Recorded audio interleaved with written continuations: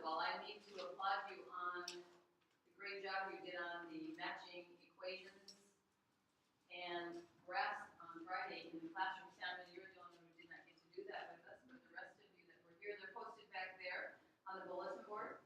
So great job with those. They're stapled back there. See the yellow? Remember they were yellow? Okay. So great job with those. And what you used to help you be able to match them was the x and y intercepts, didn't you? You found what the x and y intercepts were, so that you could see it where that is where the graph was crossing. And so that is what we're doing in lesson 4.2 is working with x and y intercepts. Today our learning goal takes us to I can use the x and y intercepts to interpret a real world problem. So we're going to start with this first one here that it says, let's first take care of this up at the top, okay? Where it says this. This is really important that you understand all of our linear equations have different forms. The first form we're going to talk about is standard form. So when I ask you if what kind of form the equation is in, if it has the x's and the y's together on the same side of the equation, set equal to a constant, or in more technical terms, if we have ax plus by equals c, that is called standard form. A being the number that x is being multiplied by, b being the number that y is being multiplied by, c being the constant that the x plus the y is set equal to. So when I talk about standard form and I say to you, is the equation in standard form, you're going to look and see, are the x's and y's together on the same side, and is there a constant by itself? Now notice what else it says. A, b, and c are real numbers, but here's the other catch. A and b are both not 0, because remember, a is being multiplied times x, b is being multiplied times y. If they're both 0, 0 times x would be what? What's 0 times x? 0. And then 0 times y would be 0. So 0 plus 0, we don't have any x's or y's left, do we? So if one of them is 0, that's okay, because we can still have a linear equation when we have just x's, or we have just y's, or we have both, but we have to have at least one of them. So that's what they mean by where a and b are both not 0. Now standard form is the best form for when you want to find the x and y intercepts. It's the easiest form if that's what you're going to use x and y intercepts for. So let's see how we can use them to interpret a problem. When you buy a computer, its value depreciates over time. What does that mean, depreciates? Lowers. Goes down, yeah, lowers, okay. So it doesn't, it doesn't appreciate. It doesn't go up in value, it goes down in value over time. Here's our equation for this particular graph. The equation 200x plus y equals 1,000 models the value of a certain computer, let's pretend it's yours, from the time it was bought, and then our graph illustrates it. So we have our equation, we have our graph. Can you tell me what is the y-intercept for this situation? Everybody decide what the y-intercept is. What is the y-intercept in this situation? Without doing any algebra. Just use your eyeballs. Okay, what is the y-intercept in this situation? Who wants to offer it up? Who's got it?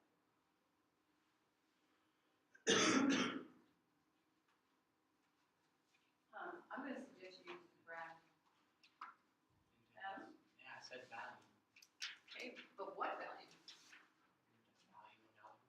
Value of the computer. That's what the y is representing. The y is representing the value of the computer in dollars. What is the y-intercept? Right? 1,000, yeah. Where is it appear to be crossing the y-axis? Remember, that's our y-intercept. So in this case, we're going to say that is ordered pair what? What's the ordered pair name for that y-intercept? 0, 1,000. 0, 1,000. So now, we got to decide what is that really telling us in this problem.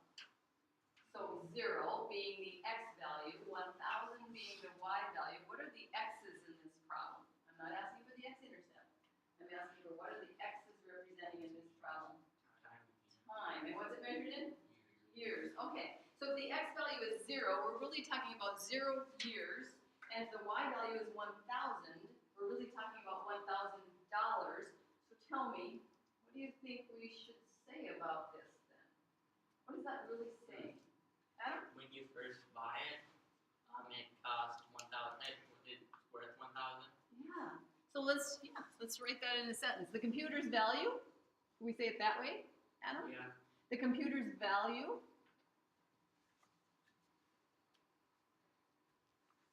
at, he says, when you first buy it, so how about at the beginning? At the start, whatever word you want to use there. The computer's value at the beginning, at the start, when you buy it, is $1,000. So just by looking at that graph, you can say, you must have paid $1,000 for that computer. Does that seem reasonable? Could you buy a computer for $1,000? Yeah. Yeah, okay. Okay, how about the x-intercept? What's the x-intercept for this situation? What's the x-intercept? 5. Samuel? 5, okay. So where it's meeting the x-axis? So what ordered pair name is that, class? 5, 0. So 5 what? Years and 0 dollars. Okay, so what is that telling us? In 5 years, So in 5 years, the computer has no more value, right? So in 5 years, remember the only abbreviating we really get to do in our sentences is the numeral itself. I don't make you write out the word for it. I'll let you use the numeral. But in 5 years, the computer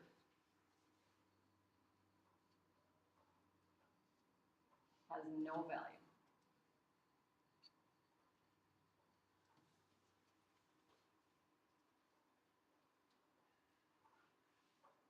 Does that seem reasonable?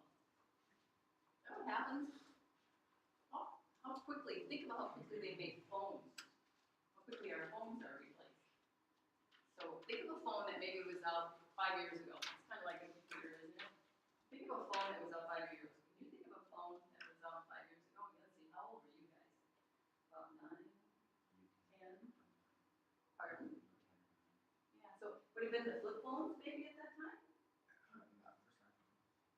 Would you get your first iPhone 5 years ago? You think the first iPhone might have been out? Okay. So what was the first iPhone? Do you remember? Yeah, just iPhone. Did it even have a number? Do you remember? Like now they're numbered, right? Do you think the original iPhone has any value anymore? No. Think you could sell that baby to anybody? Yeah. No. So anything with technology seems to depreciate pretty quickly over time. So this seems reasonable that that is what could really happen. Okay, let's move on to another one. The equation y equals negative 2 and 5/10 or 2.5x plus 15 models the height of a candle. You know what? Let's underline this. This equation models the height of a candle from the time it was lit. That's what that's really modeling for us. And then this is also going to be really important. They've kind of chosen for us what x and y are going to represent. So y represents the height, and it's measured in centimeters. So the height of the candle is our y value. And the x represents the time, and they're going to measure that in hours. They also tell us it's burning at a constant rate. Okay, so nobody, like, they light it, nobody opens the door, and there's this draft, and it makes it burn, faster. It's just staying in this room with no windows open or anything happening to it. It's burning at a constant rate. First thing I want us to do is, how would this be written in standard form? Because right here, right now, is that standard form for what we talked about above in our notes. Is that standard form? What do you think? What did they say for standard form? What has to be together on the same side? Cindy, you got this for me? What has to be together on the same side? Okay, it's highlighted up above, guys. It's highlighted. Tell you? The x and y's have to be together on the same side. So are the x's and y's together on the same side of this one? No.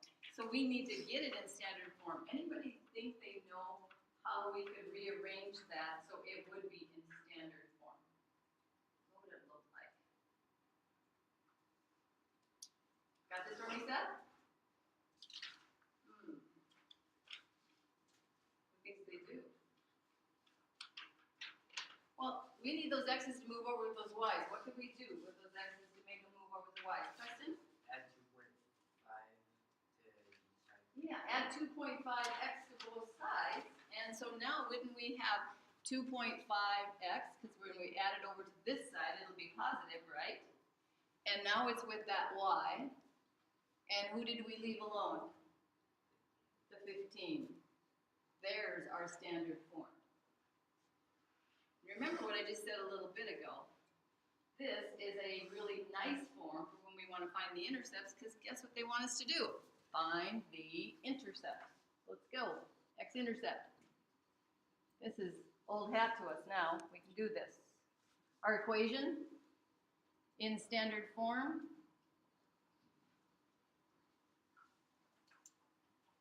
How do we find the x-intercept? Make the y into a 0. Substitute 0 for y. So 2.5x, and solve the equation for x. Is anybody starting to take a shortcut finding the y-intercept? You would put the y in 0. Wait. So in other words, could I just do this? Yeah. Because what happens when you add 0 to something? Does it change its value? No. No. So this could really become now 2.5x equals 15. What should we do next, class? Yep, divide both sides by 2.5.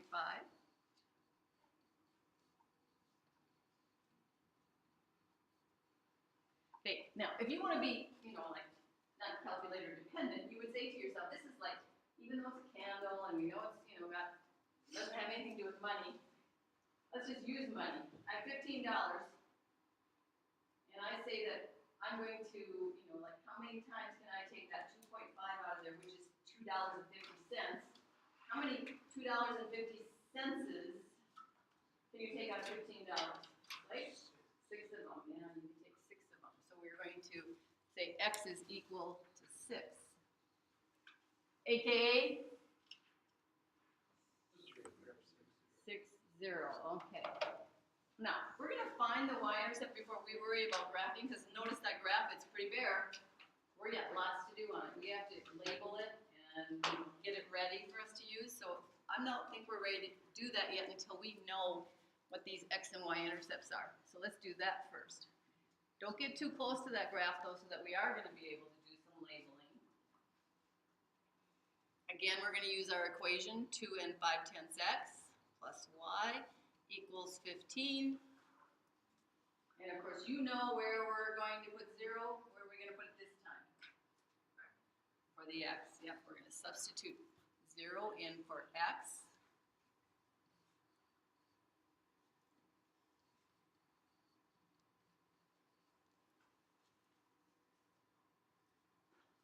Anything multiplied by 0 is 0. 0 added to that y is still going to be y.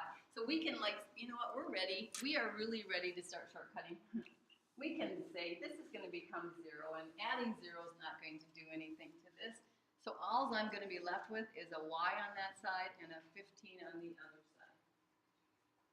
Do we have another step to do? No, just an AKA, right? What's the AKA? 0, 15. Ordered pairs 0, 15. Now, that'll help us decide. You know what? We have to be able to go to 6 on the x-axis. We have to be able to go to 15 on the y-axis. You're going to start being, critical thinkers and say, how am I going to label my graph? So the first thing we're going to do is give this graph a title. This is called a burning candle.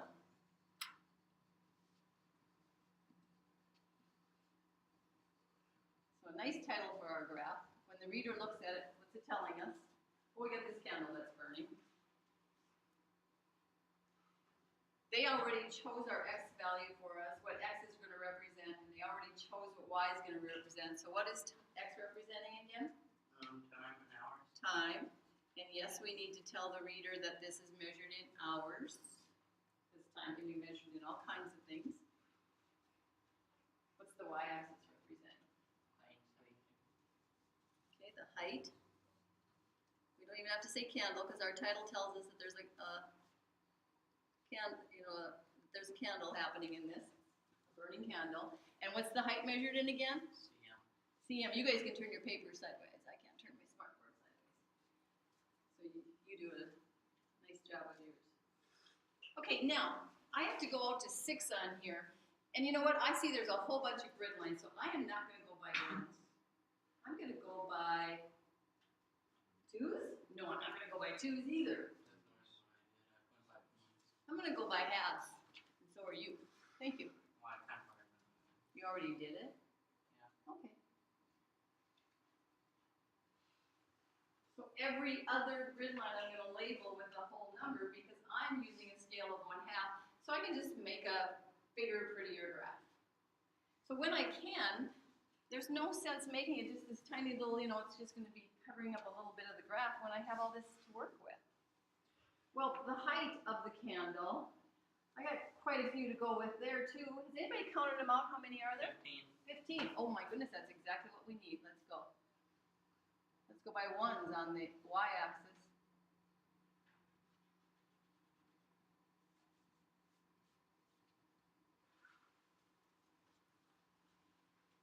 So this is just as important as the skill of being able to find the x and y intercepts so we can graph them, making a good representation of it. And that's what we're doing right now.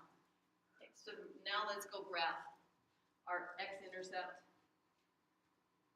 6 on the x-axis, our y-intercept, 15 on the y-axis. Use our ruler as a straight edge. And think about this. Would I draw a line going on forever in both directions? Would I have a ray where it would just go on forever in one direction? Or would I have a line segment that just is contained between those 2 points? What do you think?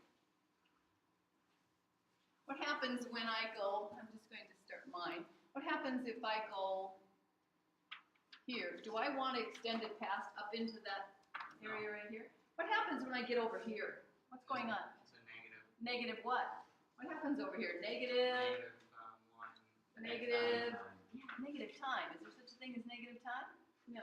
Okay. So I don't want to extend it past there. And then, do I want to extend it past here? So I'm going to keep my line going, and I'm going to go down to 6 and make a decision. Should I extend it past 6? Because what's going on down here? Negative what? No. Negative height. Can we have negative height? No, can't have a negative height either. So we're just going to have a line segment for this one.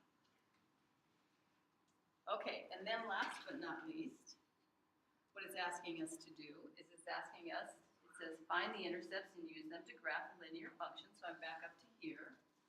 This is what we just did. We did this part. Whoops, I got my line tool still. Let's get back to the pen. This is the part we just did. Now we need to do this part. Explain what each of them represents. Okay, what do you think? What could we say? So the x-intercept is 6 what? 0. 6 what? So 6, what's it representing? 6 hours. 6 hours. It's 6 hours. Do we have to put the full intercept, or can we just put I? In our sentence, we don't abbreviate, remember? So yes, we do need the full word. The x-intercept is 6 hours, which tells us that not only is the, remember the x value is 6, but the y value is what? What's the y value in the x-intercept? I'll let you catch up on your grading.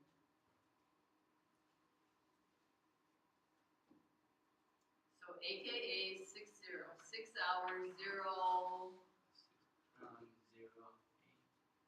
0 height, 0 centimeters. So what's this 6 hours telling us?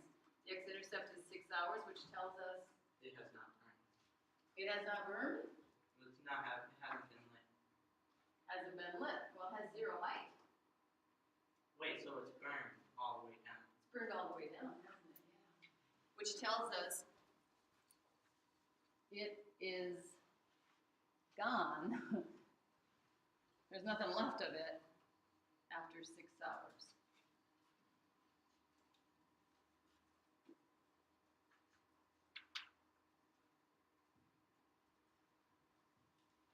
So after 6 hours of time, there's this candle that has no height left. There's a melted pool apparently on the candle holder or plate or wherever it's burning up. What's the y-intercept telling us then? 0, 15. 0 what? 0 hours. 0 hours, 15. This one means it has to burn. So it hasn't burned, okay, because it's 0 hours. So then the y-intercept is 15. What then? 15 centimeters. centimeters. And again, we're in a sentence, so we're not abbreviating. Centimeters.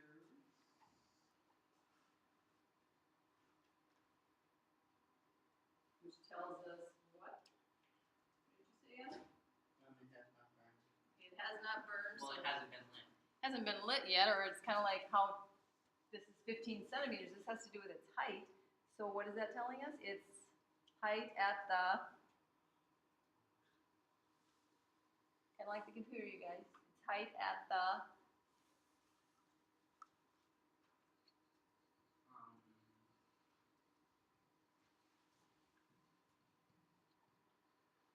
how tall was it to start with? At How the tall beginning. was it?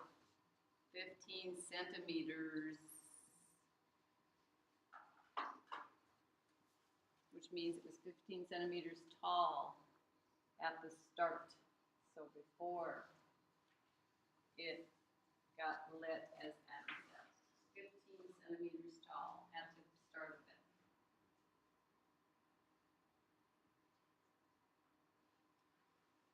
Okay, just as importantly as ever, I'm always going to keep saying, let's write sentences, use good sentence structure. Even though it's math class, we can still do it in math.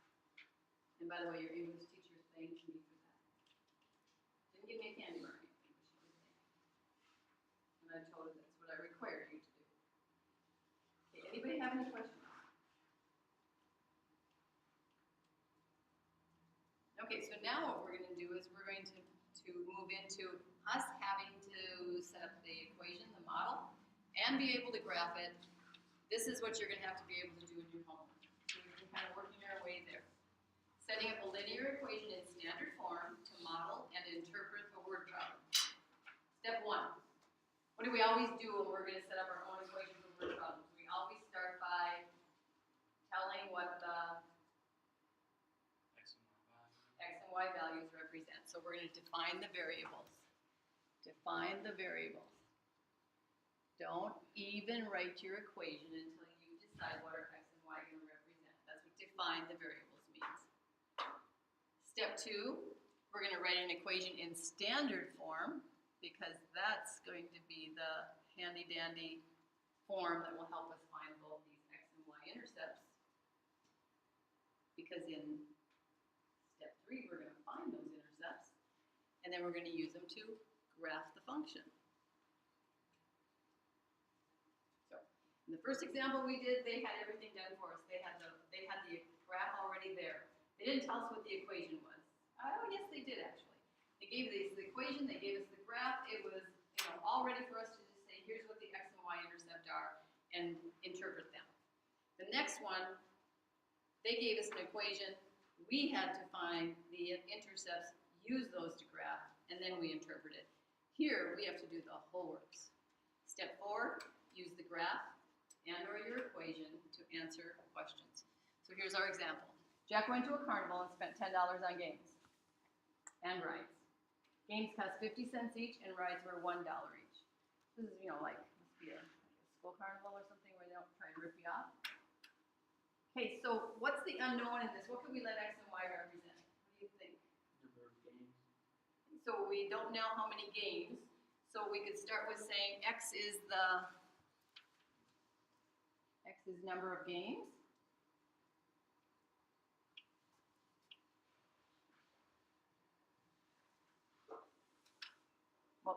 Adam's gonna take a little rest, and the rest, somebody else is gonna say what Y is gonna represent.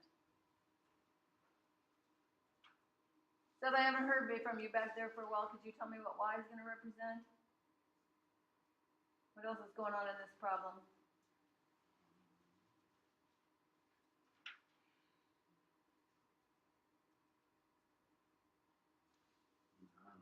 Okay, so you wanna pass to somebody else? Okay, who wants to help Seth out? No, Adam, we're taking a rest. Remember, you just. I know, I got it. Blake? Rides. Okay, what about the rides? Oh, the number of rides, because remember, we already know the price of them, so we got to be specific. Number of rides, that's important. Okay, so we've done step 1. We have to find our variables. Professor, can I help you out here?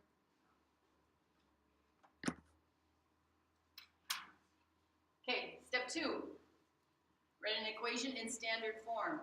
Okay, well, Jack went to a carnival, spent $10 altogether. Every game he played cost him 50 cents. Every ride he took cost him $1. Standard form. Some x's plus some y's equal to a constant. Anybody think they got this for us?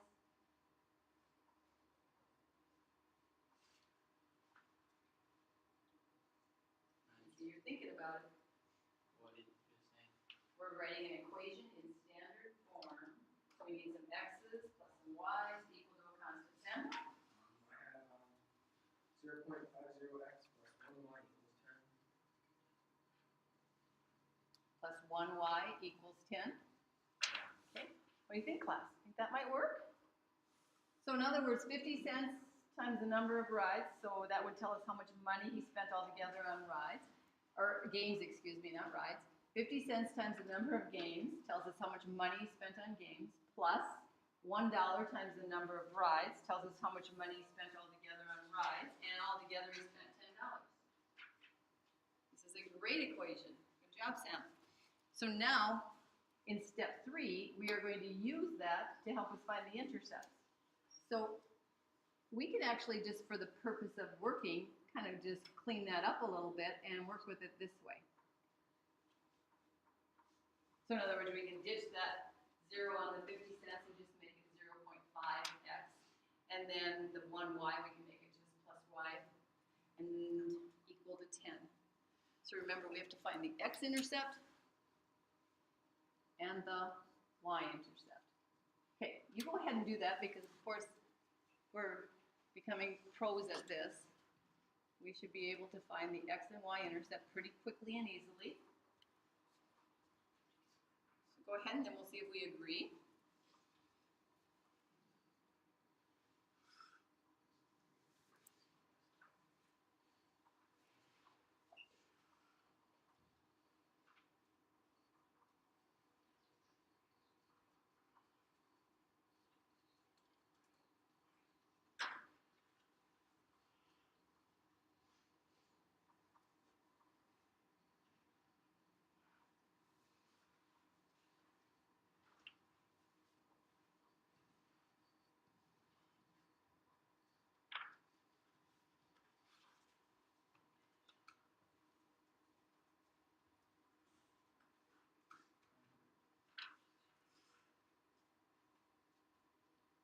And maybe you could AKA your answers too. Good job telling you where you were.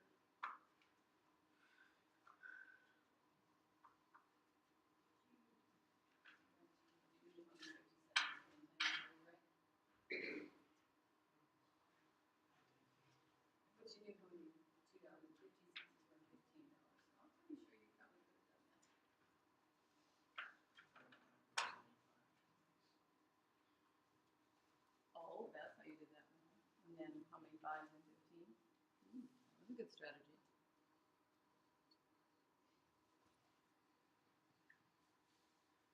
Okay, once we agree, then we gotta decide how can we set up a nice graph here. Okay? How can we set up a good graph with this one? Well, the first thing we're gonna do is give this a title. So what do you want to call it? What should we call this one? Got a name for it? Carnival ride. Carnival. Okay. So maybe we could put going to the carnival, something at least what about the carnival? So is Jack going to the carnival?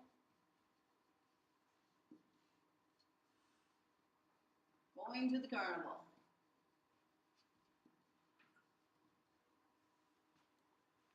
What did we choose to go on the x-axis? Number of games. Well, now we don't have to say the word number because when we label it with numbers, it's going to take care of that for us. And what did we put on the y-axis? Rides.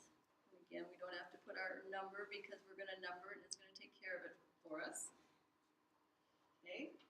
And then we can't put dollar signs because it is the number, so we don't want to do that.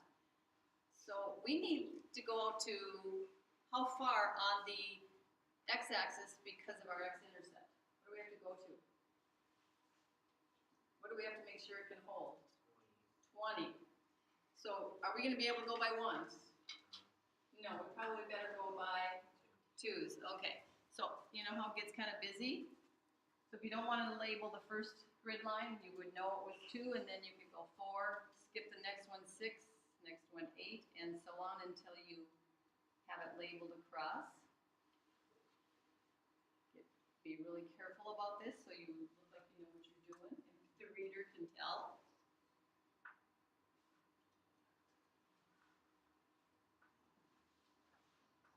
How about our y-axis? What do you think? We got to go to what? We got to make sure we can include.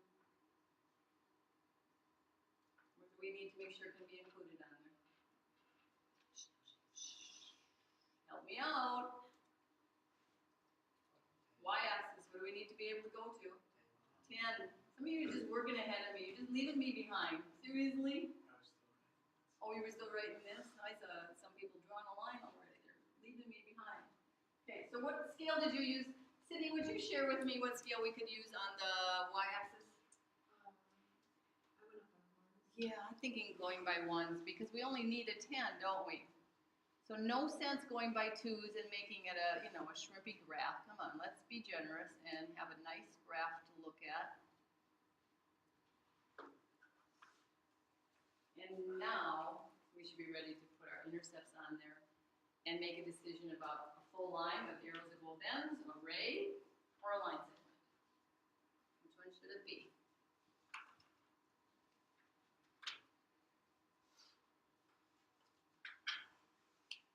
Anybody decide for us what it should be? A line with arrows at both ends? No. Array? No. A line segment? Yes. Okay. Thank you. Okay. You're going to have the opportunity to do one with a partner here shortly. And so then I'm going to leave you on your own to describe the x and y intercepts. But I want you right now to think about what could we say about the x-intercept, okay? So the x-intercept, first of all, oops, I'm working with my line tool again.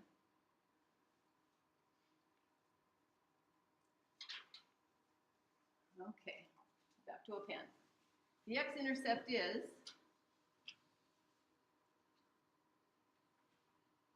20 what? X-intercept is 20 what? 20 games. 20 games.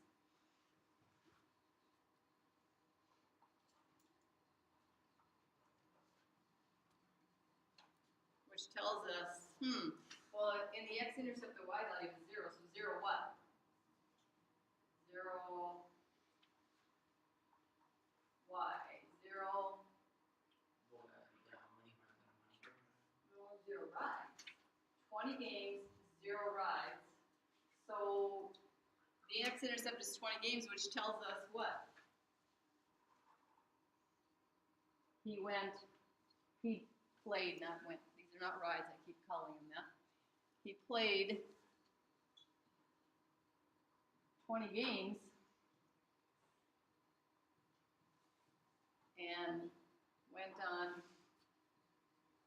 no rides. I guess the rides weren't appealing to him.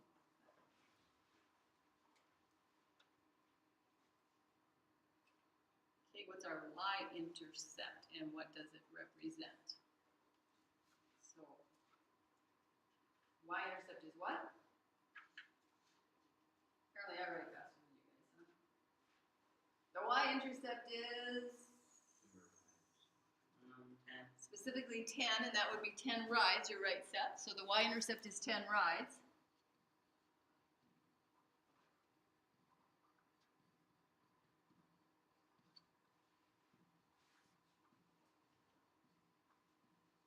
Which tells us what this time? Okay, let's get that part. If the y-intercept is 10 rides, that means the x value was 0. He won on 10 rides in 0 games. So he went on 10 rides.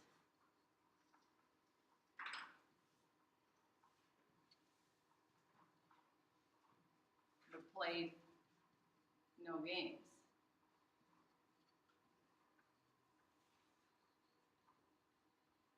Remember, we know he specifically spent $10. So here's another option. So he either played 20 games and went on 0 rides, or he went on 10 rides and played 0 games. That's what those two tell us. But wait a minute, it says, what is one possible number of games and rides that he may have spent it on? So there's other possibilities, there's other options. So let's go to our graph. Let's see, does the graph help us out here? You see any possible combinations from the graph? Yeah, he could have played 10 games and went on 10 rides. Okay, 10 games and 10 rides. That would be 10 games and 10 rides. That's up here. Could you really have done that? Yeah. Is it on our line? No. Okay, well, let's even do this. What's 10 times 50 cents? Remember, games were 50 cents. What's 10 times 50 cents? $5, thank you. And then 10 times $1, because he went on 10 rides, Adam's saying also 10 times $1 is $10. What's 10 plus 5? 15. He didn't spend that much money, did he? He spent $5. So we got to find something, I'm guessing, probably from our line here, right? These are the combinations that are possible. Seth? Okay, how about 10 games and 5 rides? That would be right here. Okay, let's check it out. So 10 games. So we can see on our graph that it appears it could be possible. So we're going to say that ordered pair 10, 5. So that means 10 games and 5 rides. Well, here's the deal. We can only estimate from the graph. We cannot trust that the graph is going to be true to us. It gives us a picture. What we now are going to do is we're going to use what we know. We know that every game is how much? 50 cents. So 10 times 50 cents. And then we know that every ride is $1, so 5 times 1, so 10 times 50 cents. That gives us how much? How much money do you spend on games in this combination? Half of 10 is 5. 5 times 1, 5. 5 plus 5, 10. This is a good combination. It's a possible combination. So there's another possibility of what Jack did in this situation. Wow, this time just goes way too fast every day. So what I wanted you to do is I wanted you to be able to work one together with another person. So let's just see if we can kind of still get this in. You only have 2 problems to do for homework. So you can find another person in the classroom to work with. You can go join them at their table. But you need to complete your own yellow handout, okay? And I'm going to guess that we're going to probably need, we have an odd number of students, so we're going to need a group of 3. So if somebody wants to make a group of 3, they can, but don't leave anyone out. Okay, so Blake, are you joining those